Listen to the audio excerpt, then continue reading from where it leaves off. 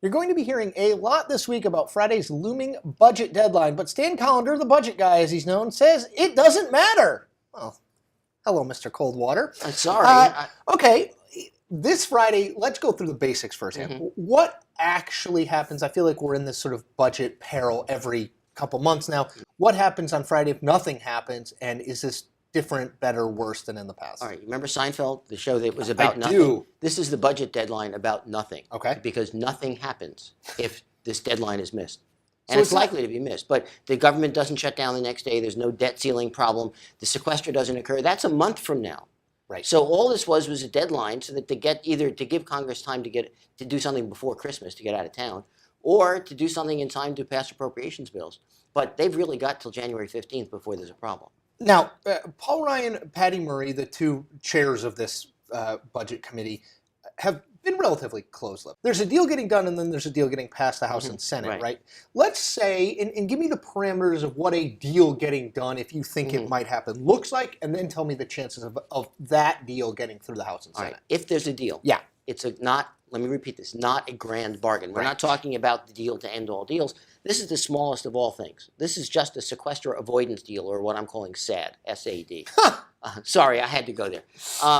All this would be a substitute for the sequester. What they're talking about is some combination of non-tax revenues, fees and fines and those types of things, some minor changes in mandatory programs, but not including Medicare and Social Security. Right, not the big ones. Right, but an increase in spending overall.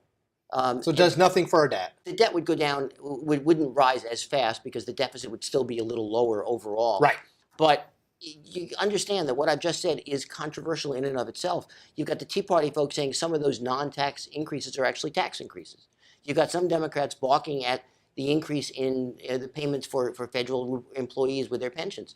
So a lot of the old politics are just coming back. So if there's a deal, it's a tiny deal, and I'm thinking it's relatively unlikely. There are a lot of members for whom a sequester is the best alternative. Paint us the next few deadlines, such as they are, and which ones matter if there isn't a deal. Okay, the first deadline is January 15th. The government is funded till January 15th. If they don't either figure out a way to refund or continue to fund the government, or a deal that would allow appropriations to be included, we get another government shutdown on the 16th. I think it's more likely than other people do, but I'm only giving it about a 40% chance of but that is shutdown. more likely, because I've heard most people say 15 to 20. Yeah, and those are the same people who said it wouldn't happen last Totally time. true. So that's January 15th. January 18th is when the next sequester occurs.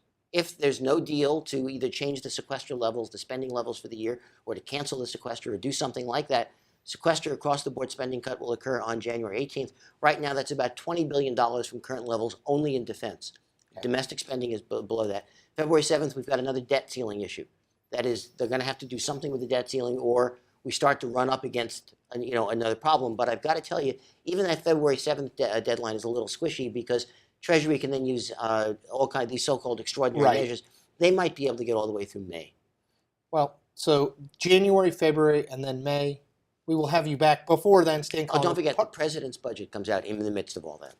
Well, then we'll have to have you back a lot, Stan. Stan is I promise. Stan is a partner at Corvus Communications, and I would recommend, it's one of the things that I did as soon as we started the show. Follow him at The Budget Guy on Twitter. It makes you smarter every day. Thank you, Stan. Thank you.